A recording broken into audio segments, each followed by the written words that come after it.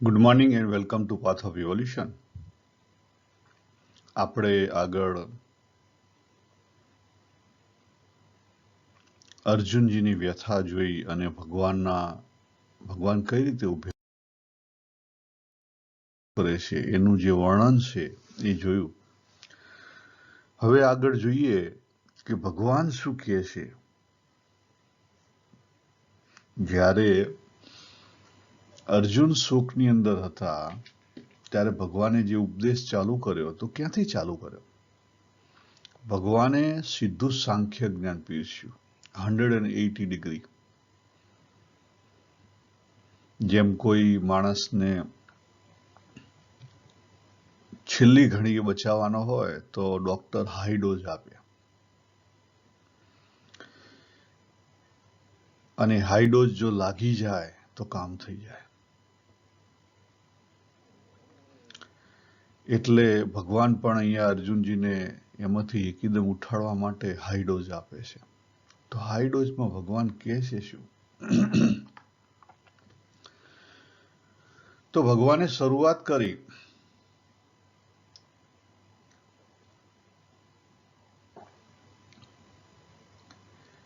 કે અર્જુન તું પંડિત જેવી વાતો કરે છે. યુદ્ધ કરવું જોઈએ, ના કરવું જોઈએ, શા માટે કરવું જોઈએ, બધી પંડિત જેવી વાતો કરે છે.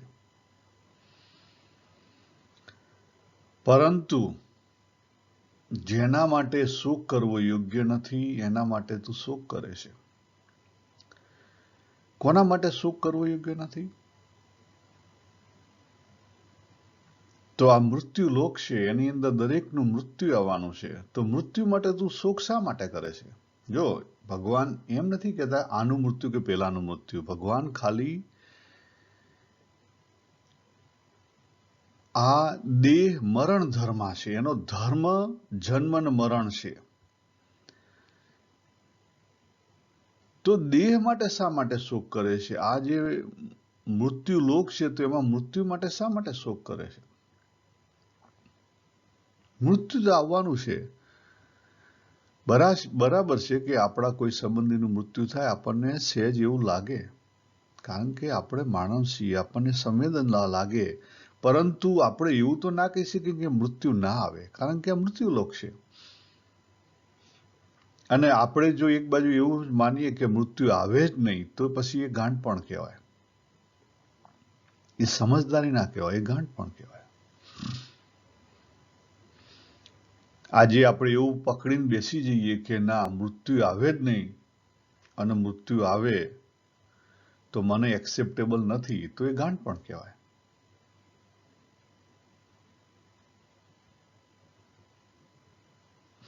ભગવાન જો ચોખ્ખું કહે છે ગતાસુન ગતાસુન.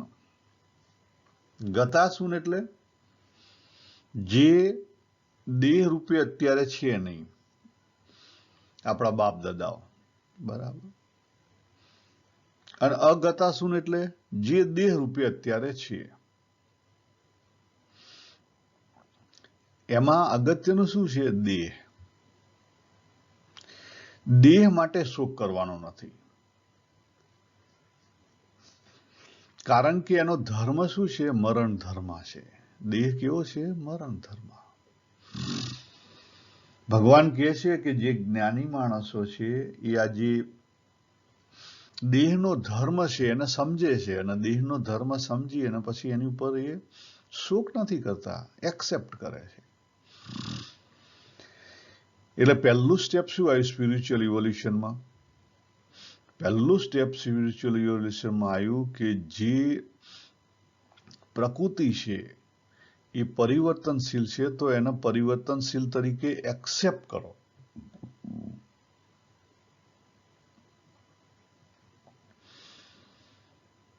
અને જે એ બધાની પાછળ જે દેખાય છે એની પાછળ અપરિવર્તનશીલ તત્વ છે એને અપરિવર્તનશીલ તરીકે એક્સેપ્ટ કરો. જેમ છે તેમ એક્સેપ્ટ કરો. પહેલી વસ્તુ આ આપણું પોતાનું ડાપણ વચ્ચે નહીં લાવો. સ્પિરિચ્યુઆલિટીનું પહેલું સ્ટેપ જે છે જેમ છે તેમ પહેલી વસ્તુ એક્સેપ્ટ કરો. હવે જો ભગવાન 12મા શ્લોકમાં શું વાત કરે છે? ભગવાન આગળ કહે છે કે અર્જુન, એક સમય એવો હતો કે એ સમયે હું, તું કે આ રાજાઓ જે કંઈ દેખાય છે એ નહોતું, અને ભવિષ્યમાં એક સમય એવો આવશે કે એ સમય પણ આપણે ત્રણમાંથી એકે નહીં હોઈએ. હું, તું ના જે રાજાઓ, જે લશ્કર દેખાય છે કોઈ નહીં હોય.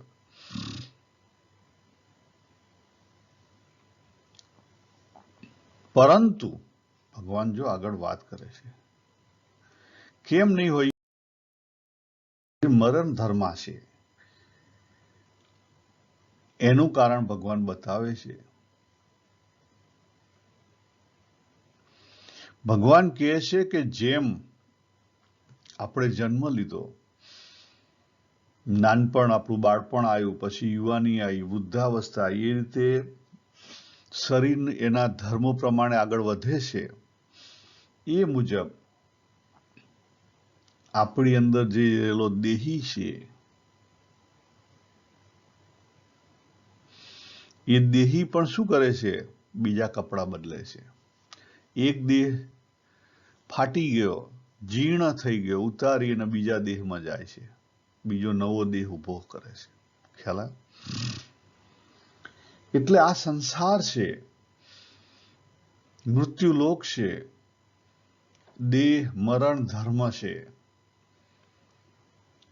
અને એની અંદર એલો દેહી એ શાશ્વત છે, સનાતન છે, કાયમી છે.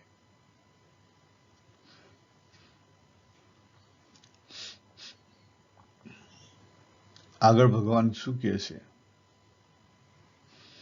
કે જે પ્રમાણે આપણે અવસ્થાઓ દેહ બદલે છે, એ પ્રમાણે આ જે દેહી છે એ કપડા બદલે છે, કહેતા શરીર બદલે છે. આગળ ભગવાન કહે છે કે હે કુંતી પુત્ર, જે પ્રમાણે અનુકૂળતા અને પ્રતિકૂળતા, શીત અને ઉષ્ણ, ઉનાળો હોય ગરમી આવે, શિયાળો હોય ઠંડી આવે, અનુકૂળતા અને પ્રતિકૂળતા, અને એના દ્વારા જે કંઈ સુખ દુઃખ આવે, એ બધું શું છે? એ બધું ઇન્દ્રિયો અને વિષયનો સંયોગ છે. એ શું છે? ઇન્દ્રિયોનો વિષયનો સંયોગ છે. આપણે ઉનાળામાં, ભર ઉનાળામાં એસીમાં બેઠા હોઈએ અને પછી અડધો કલાક બહાર જઈએ તો આપણું જે શરીર છે, શરીરની ઇન્દ્રિયો છે, એ બહાર જે વિષય છે, વિષય કયો છે? ગરમી. એ બંનેનો સંયોગ થાય એટલે આપણને કેવું લાગે? અસુખ લાગે, પ્રતિકૂળતા લાગે.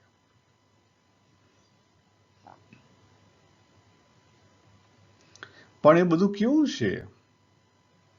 પ્રતિકૂળતા તો લાવે છે, પણ કેવું છે? જો ભગવાન બહુ સરસ શબ્દ વાપરે છે, આગમાં પાઈન, એટલે આવવા જવા વાળું છે. આ બધું કેવું છે? આવવા જવા વાળું છે. જીવન છે, સુખ આવશે, દુઃખ આવશે, અનુકૂળતા આવશે, પ્રતિકૂળતા આવશે, બધી જ વસ્તુઓ છે. અને આપણે પોતાની અંદર પણ લાઈક અને ડિસલાઈક હશે. જો કોઈ કારણ નહીં હોય તો લાઈક અને ડિસલાઈક હશે. તો શું કરવાનું? એનાથી ઊંચા નીચા થવાની જરૂર નથી. ભગવાન ત્યાં ના પાડે છે. કેમ? કે થોડા ટાઈમ માટે છે. એ થોડા ટાઈમ માટે છે, તો એને લઈને તું બંધન ઊભા નહીં કર. ભગવાન ચોખ્ખી વાત કરે છે. થોડા ટાઈમ માટે છે. તને ના ગમતું હોય તો થોડુંક સહન કર લે.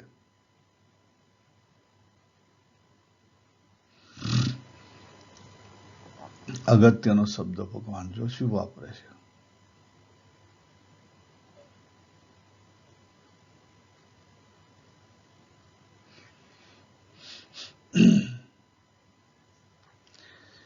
ભગવાન કહે છે કે આ જે દ્વંદ છે, જો હવે ભગવાનનો રિયલ કહેવાનો શું છે? દ્વંદ. દ્વંદ અનેક છે, આપણે આગળ જોયું. પણ એ બધા કેવા છે? આવવા જવા વાળા છે. એ દ્વંદ આપણે એટલું જ ધ્યાન રાખવાનું છે કે એ દ્વંદ આપણને વશ ના કરી લે, આપણને રાઈડ ના કરે, નહીં તો મુશ્કેલી. જો દ્વંદમાં ફસાઈ ગયા તો મુશ્કેલી.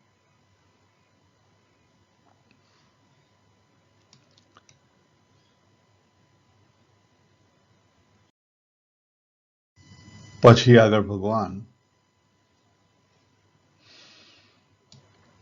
15મા શ્લોકમાં વાત કરે છે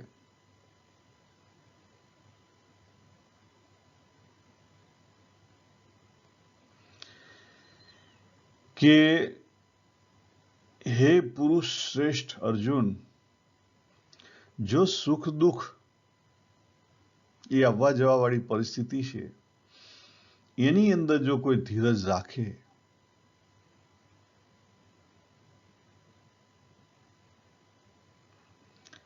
અને એની અંદર જો કોઈ વિચલિત ન થાય. ધીરજ રાખવી એટલે શું? વિચલિત ન થવું. એની અંદર જો કોઈ વિચલિત ન થાય તો શું થઈ જાય? અમર થઈ જાય. શું થઈ જાય? અમર થઈ જાય. ભગવાને સમત્વની વાતની ચાલુ કરી દીધી. બે વસ્તુ ભગવદ્ ગીતામાં દરેક જગ્યાએ આવશે. પહેલું આવશે દ્વંદ, અને બીજી વસ્તુ ભગવાન તરત જ કહેશે કે દ્વંદમાં તું સમત્વ રાખ, ક્ષમતા આવશે. હવે આ દ્વંદ અને સમત્વને સમજવું હોય તો આપણી અંદર જે એનર્જી વહી રહી છે એને સમજવી પડે. કારણ કે પ્રકૃતિની જે એનર્જી છે એના 3 ગુણ છે: સત્વગુણ, રજોગુણ અને તમોગુણ. સત્વગુણ એટલે શું? સત્વગુણ એ સ્થિતિ છે, એ એનર્જીની સ્થિતિ છે. રજોગુણ એટલે એનર્જીની ગતિ છે. શું છે? એનર્જીની ગતિ છે. અને તમોગુણ એટલે એ જે ગતિ છે એને રોકવાનો ફોર્સ છે. ત્રણેય જગ્યાએ શક્તિ છે કે યાદ રાખો, પણ એ શક્તિનું કાર્ય અલગ છે. રજોગુણ ફોર્સ આગળ લઈ જાય, તમોગુણ ફોર્સને પાછો ખેંચી રાખે, અને સત્વગુણ એ બે જે ફોર્સ છે એને બેલેન્સ કરે. એને સાચો સત્વગુણ કહેવાય. એટલે દાખલા તરીકે જ્ઞાન એ શક્તિ છે, પણ જ્ઞાન વહે એટલે શું થઈ ગયું? રજોગુણ થઈ ગયો. પણ એ જ્ઞાનને લઈ અને જો રજોગુણ ને તમોગુણ બે સમત્વમાં આવે તો એનું એ જ જ્ઞાન સત્વગુણી થઈ જાય, બિયોન્ડ થઈ જાય. કારણ કે પેલા બેને બેલેન્સ થઈ ગયા, હાર્મોનાઇઝ થઈ ગયા. જો જ્ઞાન માત્ર રજોગુણમાં ખેંચી જાય તો એ પ્યોરલી રજોગુણી થઈ જાય, અને જ્ઞાન માત્ર નિષ્ક્રિય થઈ જાય, જ્ઞાન માત્ર નિષ્ક્રિય થઈ જાય તો એ તમોગુણમાં ખેંચી જાય. સમાજની દ્રષ્ટિએ જોઈએ, આપણે આપણી ઉપર જોવાનું, પણ સમાજની દ્રષ્ટિએ જોઈએ તો અત્યારે રજોગુણ છે.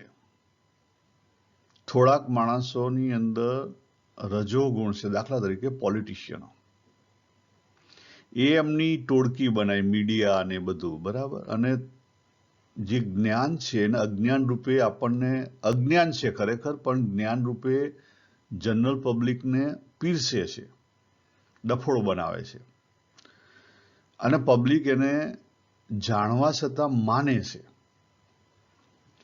એટલે શું થઈ ગયું?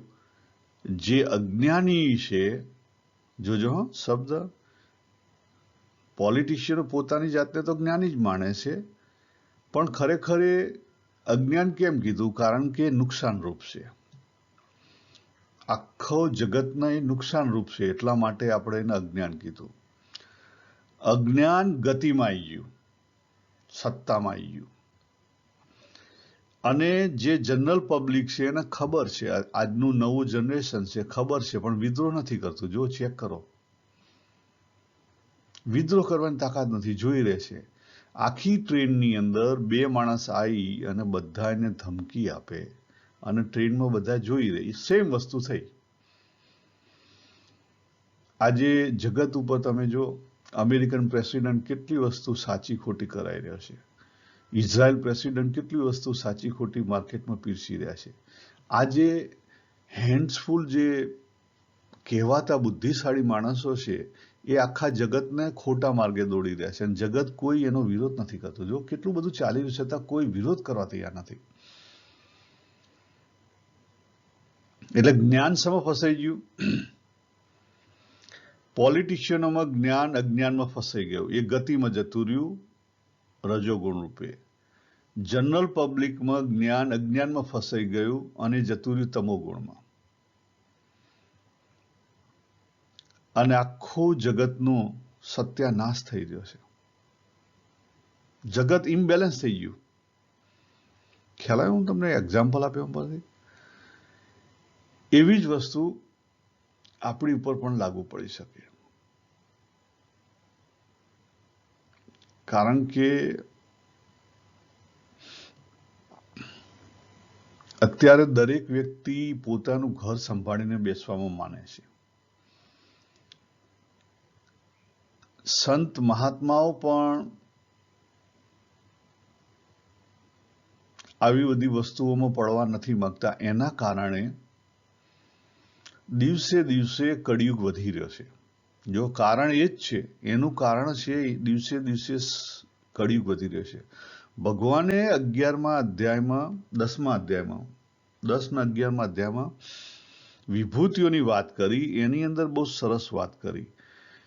એમણે ભગવાન રામને સ્વીકાર્યા એક વિભૂતિની અંદર. રામને કેમ સ્વીકાર્યા? કારણ કે રામ ભગવાન એક બાજુ પૂરેપૂરા સંત હતા, બરાબર, અને બીજી બાજુ પૂરેપૂરા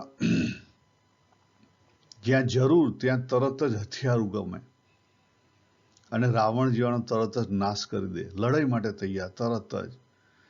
જનરલી સંત મહાત્માઓ છે ને આ બધા બખેડાથી દૂર ભાગે, અને આજની તારીખમાં જો સંત મહાત્માઓ છે પણ એ આનાથી દૂર ભાગે છે. એટલે કળિયુગ આવી રહ્યો છે. કળિયુગ કેમ આવે? કે જ્યારે સંત મહાત્માઓ છે ને હથિયાર ના ઉઠાવે ને એટલે કળિયુગ આવે.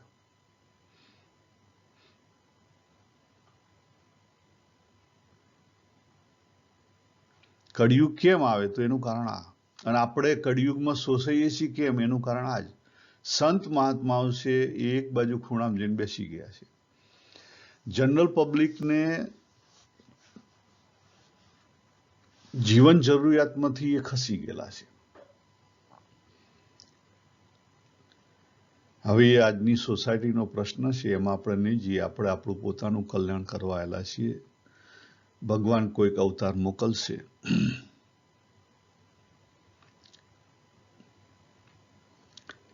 પરંતુ ભગવાને એ વાત કરી છે કે જે વિભૂતિઓમાં, કે વિભૂતિ એમને કેમ ગમે છે? કારણ કે વિભૂતિ એવી હોવી જોઈએ, સંત મહાત્માઓનું કાર્ય માત્ર પબ્લિકને ખેંચવાનું નથી, ગુડી ગુડી બ્રાન્ડ બનાવવાનું નથી. પબ્લિકને ગુડી ગુડી બ્રાન્ડ બનાવવાના છે 100%. પરંતુ જ્યારે પબ્લિકમાં આવે ત્યારે એમની ડ્યુટી છે, એમને એટલા માટે મોકલવાના છે કે માત્ર પબ્લિકને જગાડે નહીં, પણ પબ્લિકને એટલી હદે જગાડે કે જેથી કરીને સમાજ બેલેન્સમાં આવે. બેલેન્સમાં આવે તો સમાજ સતયુગ તરફ હેડે.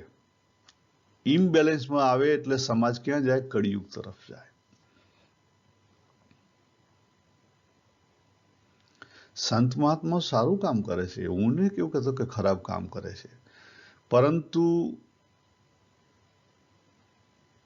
એ જે સમાજમાં જે ખરાબી થઈ રહી છે એની સામે જે મૌન ધારણ કરેલું છે. ઇન્ડિવિડ્યુઅલ વ્યક્તિએ કદી એ સમાજની સામે ના જવું જોઈએ. ઇન્ડિવિડ્યુઅલ વ્યક્તિ પાસે તાકાત નથી. જો યાદ રાખો, હું એકલો સમાજમાં આગળ જવા માંગુ તો મારી પાસે તાકાત નથી, કારણ કે આઈ હેવ નો ફોલોઅર્સ. મારી ઇફેક્ટ નહીં પડે. ઇફેક્ટ કોની પડે? ઇફેક્ટ જે મોટા સંત મહાત્માઓ છે, જેના ફોલોવર્સ છે લાખો માણસો, એની ઇફેક્ટ પડે. એ સમાજને બદલી શકે. ગાંધીજી હતા તો ગાંધીજીના ફોલોવર કેટલા હતા તો સમાજ બદલી શકે. આજની તારીખમાં પણ જે મોટા મોટા રિલિજિયસ ધર્મો છે, દાખલા તરીકે પોપ છે, આપણે ત્યાં હિન્દુ ધર્મમાં પણ સ્વામિનારાયણ ધર્મ છે, બીજા હિન્દુ ધર્મ છે, એ લોકો આગળ આવે, ઇસ્લામમાં પણ એ પ્રમાણે છે, એ લોકો આગળ આવે તો અટકી શકે આ બધી વસ્તુ, નહીં તો ના અટકી શકે. પણ એ લોકો મૂક બનીને જોઈ રહ્યા છે. એ સમાજ જે ગણો એ પણ એ આ સમાજની ખરાબ બાજુ છે.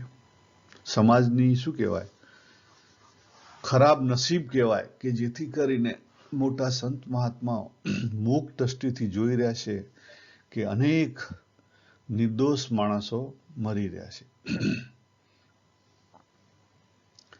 ભગવાને પછી 16મા શ્લોકમાં બહુ સરસ વાત કરી.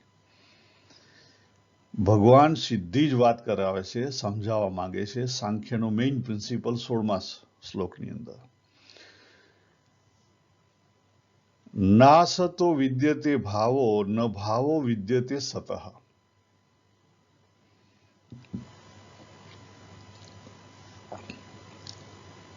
ન અસત તો ભાવ. અસતની સત્તા નથી.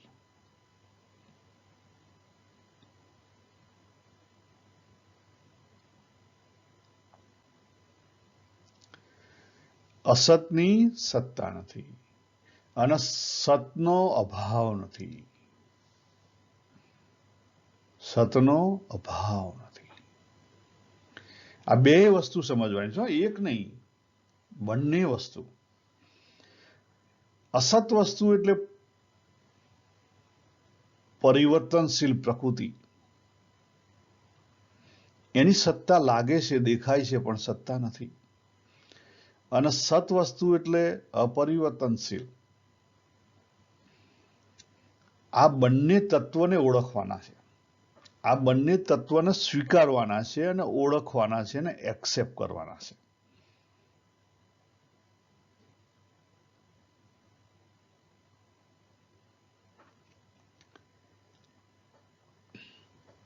એટલે જો આ બંને તત્વ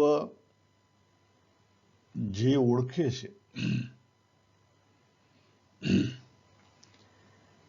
એ કેવા કહેવાય છે? જ્ઞાની માણસો, તત્વજ્ઞાની. આ તત્વ ઓળખવાના છે. હવે એથી વિશેષ આ જે બે તત્વ છે તો દેખાય છે બે રૂપે, પણ બે નથી, એક જ છે.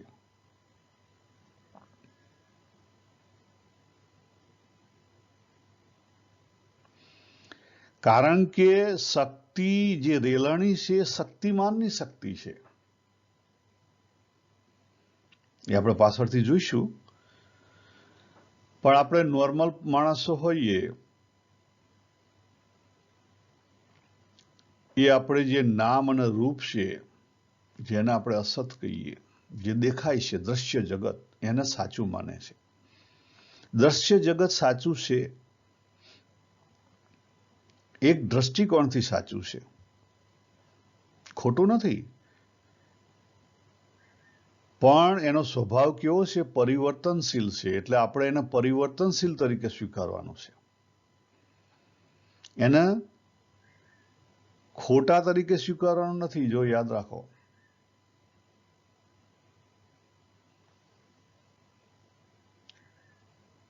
એને પરિવર્તનશીલ તરીકે સ્વીકારવાનું છે. આજે મારો સંસાર, મારું ઘર, બધું છે, એ ખોટી બાબત નથી. એ રિયાલિટી છે, યસ છે. મારા સંબંધીઓ, એનો અનુભવ થાય છે, યસ થાય છે. પણ એ નામ રૂપ કેવું છે? પરિવર્તનશીલ છે. એમાં પરિવર્તન આવવાનું. મારા ફાધર મધર હશે, ઉંમર થશે, મારી પણ ઉંમર થશે, સ્થિતિ બદલાશે, એને સ્વીકારવાની છે.